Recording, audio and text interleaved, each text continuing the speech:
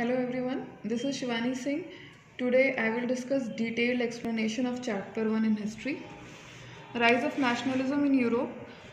In 1789, it was the first clear-cut expression of the nationalism. This question has been asked many times in 1 marks. In 1799, Napoleon Bonaparte crowned himself as ruler of France. When he saw that the condition of France is unstable, then he decided to crown himself as a king. In 1804, Napoleon introduced Civil Code of Napoleon, that was also known as Napoleonic Code. Now, it is very important from the point of view of short answers and from the point of view of MCQs also. What was Civil Code of 1804? Equality before the law established, secured the right to property, weighing standards were equalized, transportation and communications were improved. See, we have already discussed in the last video that Napoleon was hero as well as a villain. So these were some good points. These 4 points were some good points of the Napoleonic Code of 1804. But what was the bad? He took away political freedom, increased taxes, imposed censorship and forced people to join French army. So this word may be new to some of you. What is the meaning of censorship? Censorship means there should be a legal permission given by the government or by the authority for you people or the people who are belonging to media or paper editing, that they need the permission of censor board to print the things that are suitable for the public. So he took away the political freedom, he imposed the censorship. That means people were not politically free. In addition to that, taxes were also increased and censorship was imposed. That means the people of France, they were not having any right to print anything of their choice. They cannot print anything against Napoleon, and forced people to join the French army. See, Napoleon was very ambitious person, so he was not a person who wanted welfare of France. He was not having any kind of adorable connection with the French people.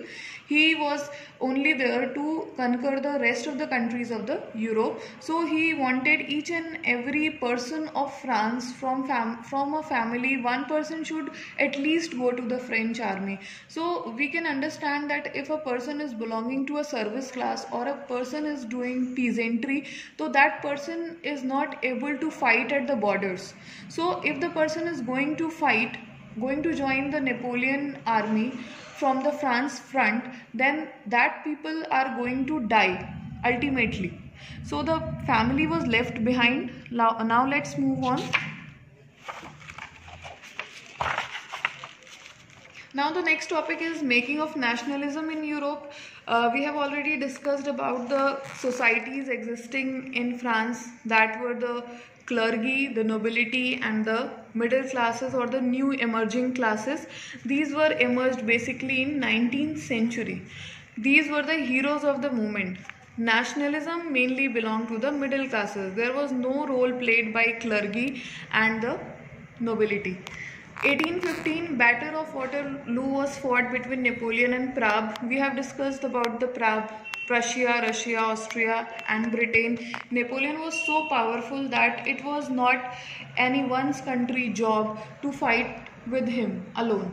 After that, ideas of conservatism and revolutionaries were seen. When Napoleon was defeated in the Battle of Waterloo, two types of ideas we are going to see: conservatism and revolutionaries. No nation states were Europe because of uncommon identity or culture. That means the states or the map we see today of the world, we see many countries like Italy, Japan, Germany as a particular nation. At that time they were not as particular nation, they were very small kingdoms that were scattered like a patchwork. What is a patchwork? Patchwork, we can say it is mainly a big cloth in which colorful clothes of other cloth patches are patched over that cloth. So we can say that people of uncommon identity were living together, but they were not in a proper nation.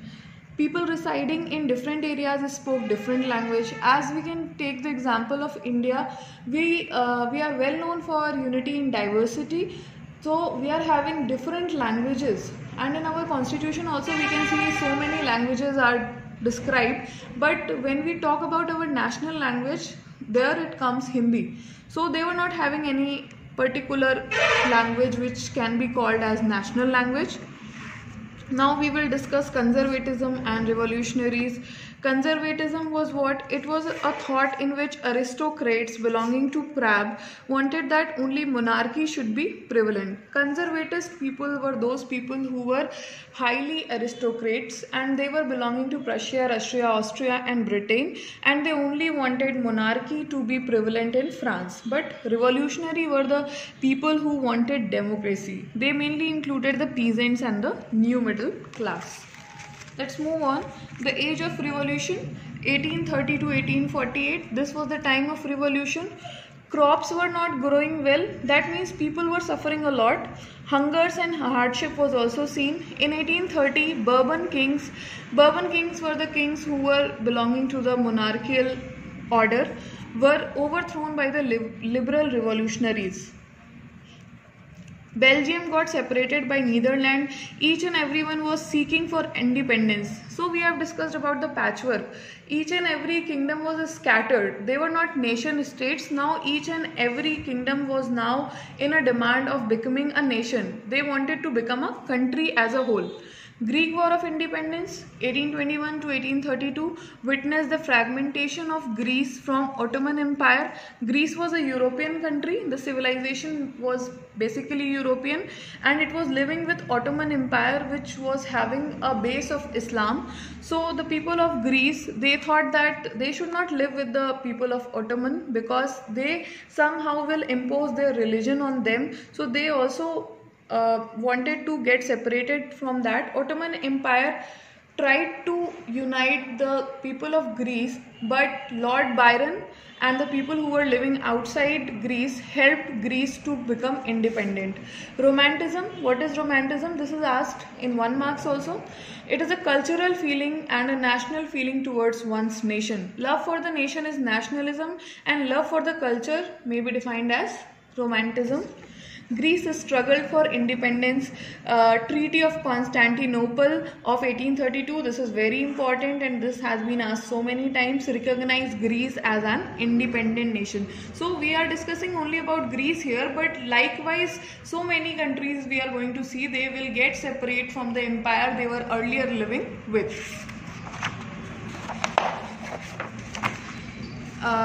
After that, see, we will be discussing the unification of Germany.